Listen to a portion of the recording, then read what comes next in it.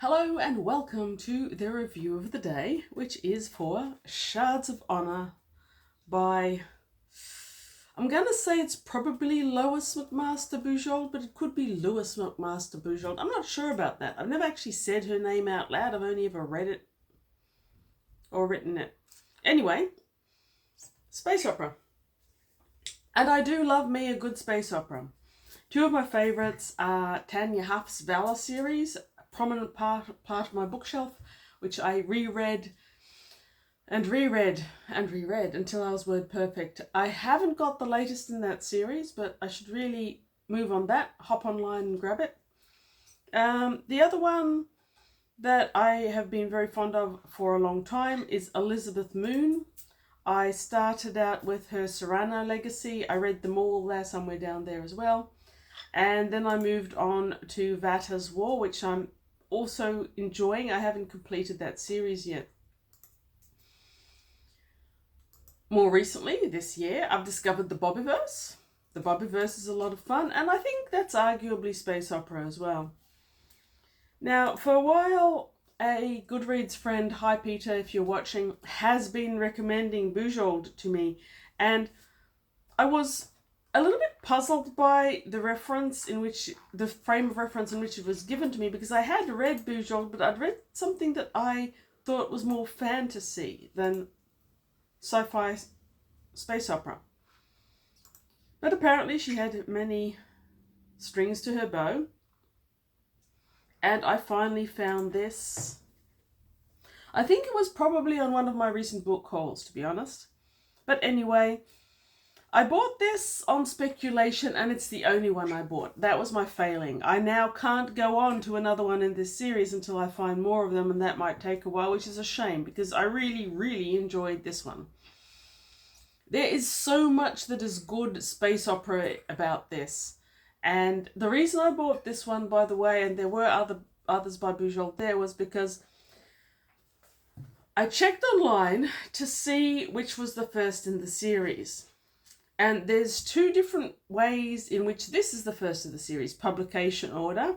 This was published in 1986. And can I just say how little this is aged? If you read most 1980s books that are space opera featuring prominent female characters, they usually have aged, whether they're written by a woman or a man. But this has aged virtually not at all.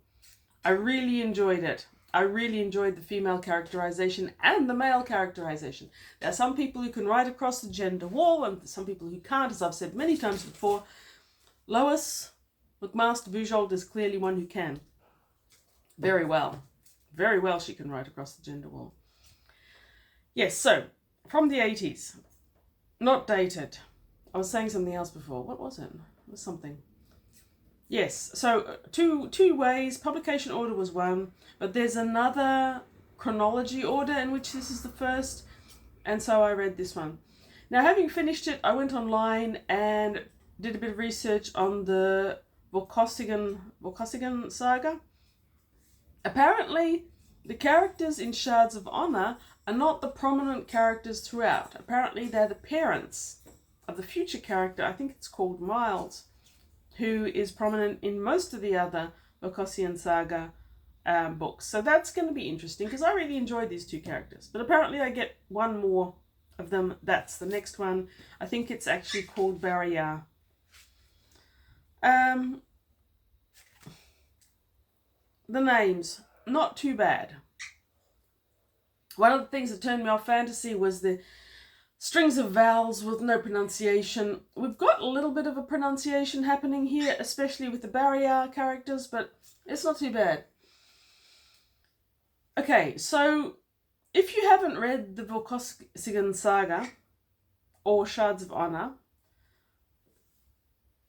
I'm going to give you a little bit of a, introduction to what is here. We start with Commander Cordelia Naismith. She's on a scientific mission for her society, which is a peaceful, beaten society, and she's on an astronomical survey of an uncharted planet. We are in some future universe where humankind are the only known intelligence, as far as I can tell, but After humanity spread to the stars, there was a period where different planets, or possibly planetary systems, I'm not sure, lost touch with each other and dissociated. So the Beatons are portrayed as egalitarian, democratic, scientific, and I suppose more advanced in terms of some technologies. And then you've got the Barrier, who I believe from reading fan fiction, their star system or their planet was isolated for about 600 years, and they evolved a very militaristic, conformist, suppressive society. It's ruled by an emperor, but the emperor is in constant conflict with their Ministry of Education or Ministry of Intelligence, which is basically a spy system. I did think that the development of the Barrian culture was very interesting. And it's really the culture that's developed most in this book. We've got two characters. Commander Naismith's society isn't really developed that much, but it feels similar to ours. It's got humanistic values, it values life, it values science. And then we've got the Barrier, which are the enemy. And what happens to Cordelia, our Commander Naismith, she's up in the hills with the botanist when they hear bangs and they see a shuttle pilot leave swiftly. They run down the hill to their command post, where it's obviously there's been a huge attack, and they can tell from the damage, plasma attack. It's melted most things, but they do manage to get together a communicator, and Cordelia messages her ship and tells them to flee at once, not engage. It's obviously the Barrier or Barriarans. They're to get back to headquarters and leave them to their fate. So they then encounter a Barrier soldier who uses a disruptor. I really liked a lot of the military writing in this. It's a military space opera, so you get a lot of background. I like the fact that you've got differentiation of the different types of weapons. So you've got the stunner that Commander Naismith carries because the Bettons are humanistic. You've got the disruptor, which apparently disrupts on a molecular level, and the Bettons consider it a not dishonorable, but I guess an unhuman type of weapon. Her lieutenant, is he a sergeant? I think he's a lieutenant. He gets hit by a disruptor. And when Cordelia wakes up, having pushed her out of the way, when she wakes up at the bottom of the valley, she's being observed by a Barrian who introduces himself as... What is his... He's a captain, isn't he? I'm pretty sure. Yes. I am Captain Errol Vorkosigan, commanding the Barriaran Imperial War Cruiser General Warcraft.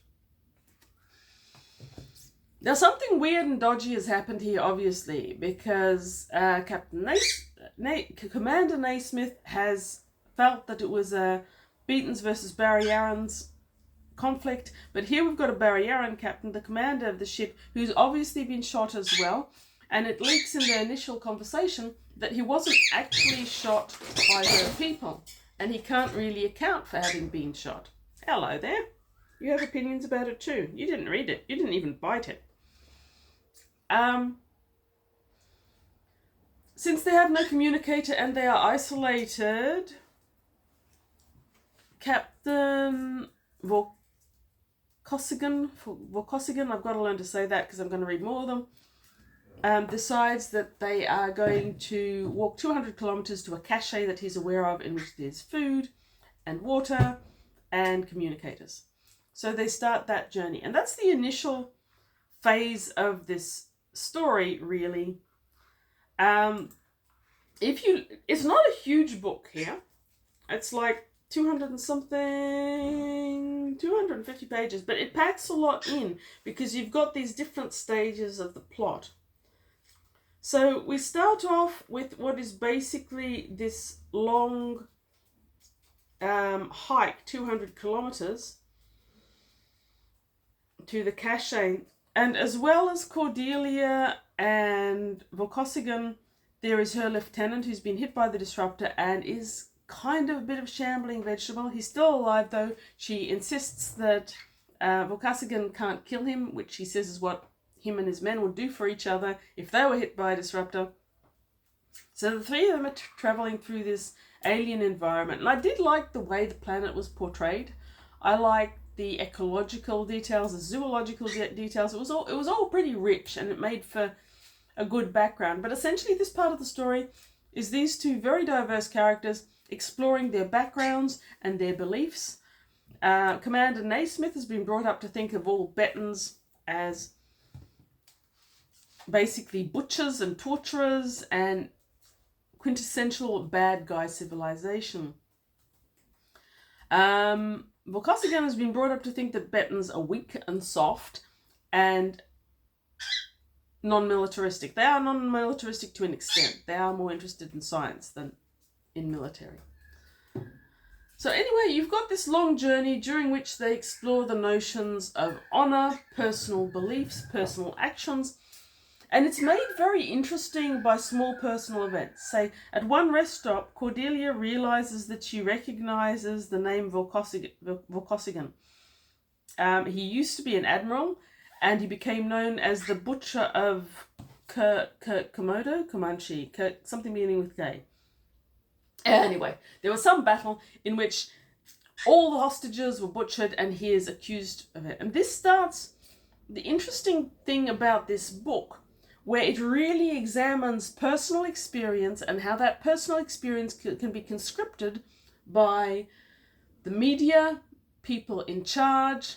People need heroes, how people can be made heroes or villains without their actual agency or their actions. So Cordelia, in the later portion of the novel, becomes known in her own beaten society as a hero for having killed a man which she didn't kill. She repeatedly denies having done so, but the mythology has crept up so much that she can't get away from that. In the same way, or in a similar way, you've got Volkosigan, who didn't actually kill those hostages, but his society needed heroes, and their ideas of heroes are different, and so he's lumped with this stigma, which he didn't actually do. He doesn't deny it as fervently as Cordelia does later, but yeah, anyway. So we've got that whole examination of society, what it does for and with people, and that makes the trek across the landscape really very, very interesting, very intriguing. Would you like a shoulder? Shoulders are great. Yes, you would like a shoulder? Good. Now, they reach the cache and we find out that in his home... Thank you. That was nice. In his home country, Volkosigan's home country, which is militaristic and harsh and all the rest of it, has also got a lot of political conflict between the Ministry of Information or Education, which are basically spies, the Emperor who is ruling. It's very rich in cultural examination. So you do have Cordelia and Volkosigan. I should probably call him, what's his first name? Aral. I'm calling her Cordelia. And they have a love story, but it's a very diffuse love story, and it's not the primary for it at all. It's a narrative in which two cultures come together, as well as two people.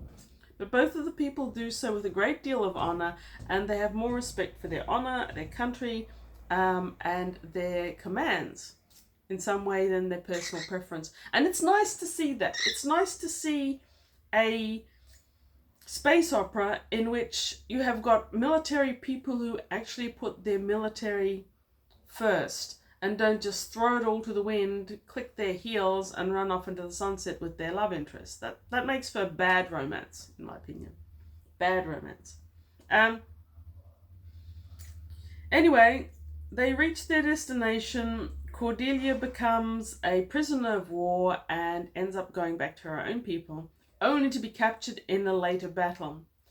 So I'm not going to give away what the Baryarans were doing on that planet, but it's part of their ongoing military And it ends up Cordelia going home. She's lost her command of the scientific expedition, but she later gets another expedition during the war that breaks out consequent to what happened on this unnamed planet.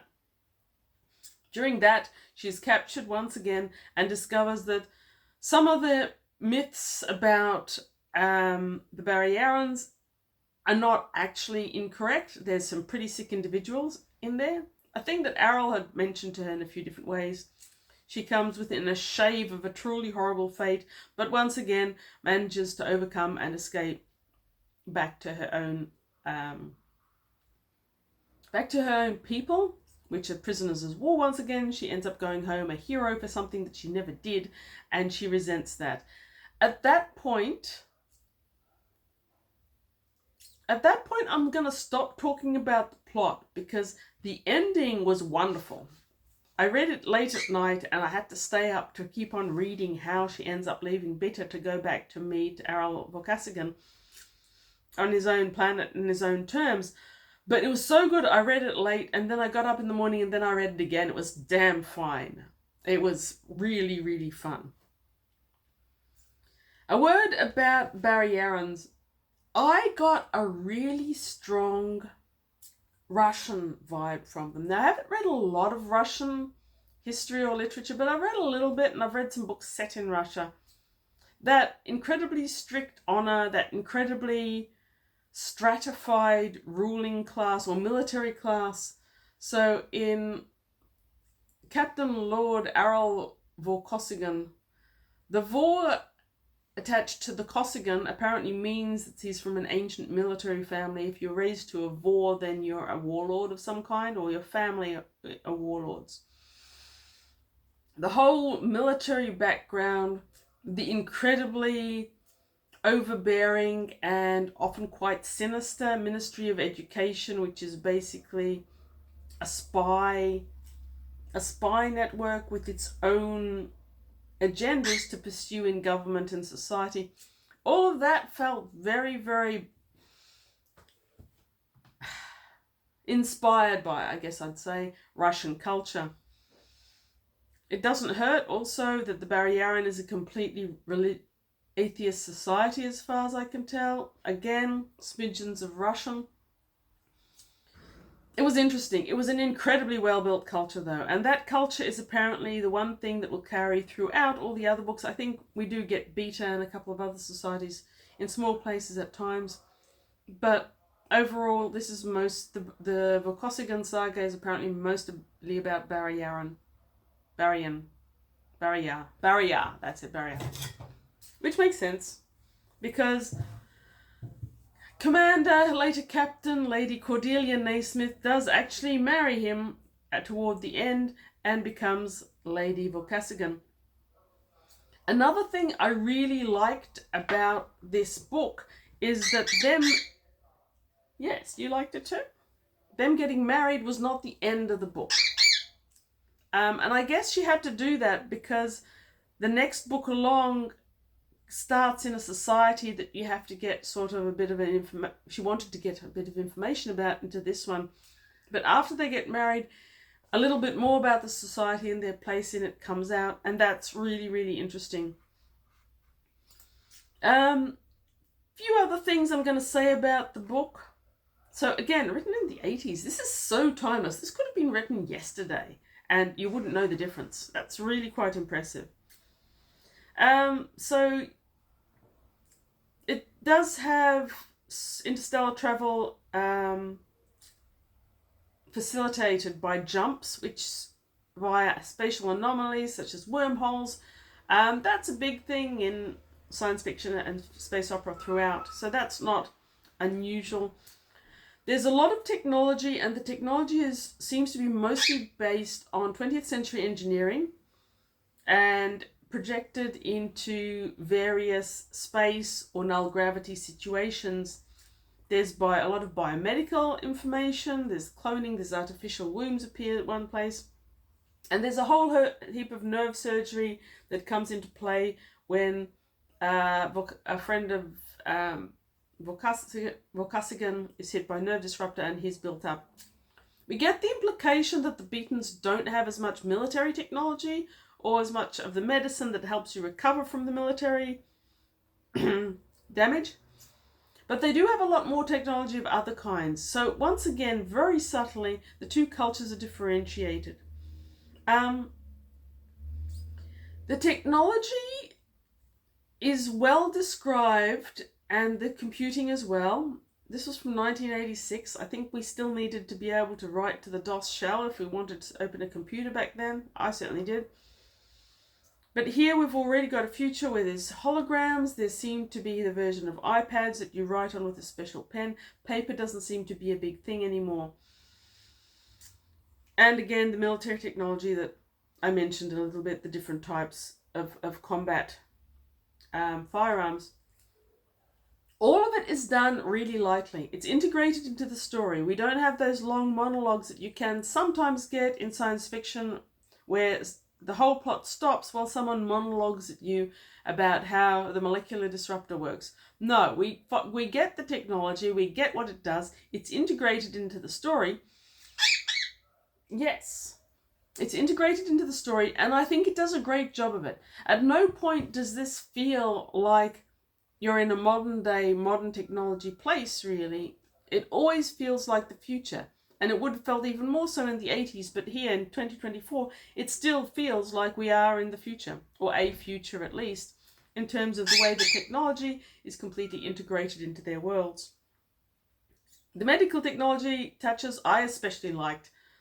I think too often with older science fiction, certainly classic science fiction, we get a lot of physics, engineering, and chemistry, but people forget that bioscience is one of the first things to evolve in society. It's one of the most necessary things in society because we ourselves are in fact biological, and if the bioscience and the medical science isn't advancing, then we don't. So yes, so much to love about this book. Really keen for the rest of the series. Don't know how I'll get them though. Books from the 80s can be tricky to get, but I do want to read the rest of them. I love the way the individuals were written so well, and so many of them, not just the two main ones, but lots of individuals, all of them written well, with decent motivations, complex individuals with the good and the bad and the ugly all written in. And those individuals move through a world of technology and personal emotions. It's called Shards of Honour, after all. It's about the fact that two people from very different backgrounds can find a common ground if their honour and belief systems are similar or parallel. So yeah, I didn't think this was going to be a particularly long review. I thought it was basically going to be me saying how much I liked it, which I do. I like it. If you like good space opera and you haven't read the Vorkassigans, I do recommend them. I think starting with this one worked really well. There's a lot of fan fiction sites out there that tell you which one to start with and tell you a lot more about it, but I only really went on them to try and find out if the Barry-Yaron Society was based on Russia, and no one seems to be saying anything about that. So yes, if you read it, comment. What did you think about the Barry-Yaron Society? I thought it was really well done. Thank you very much for watching. Like, comment, subscribe, all that sort of thing. Help me grow my channel if you know how to do that sort of thing, because I really don't. And as always, read good books. Read lots of good books.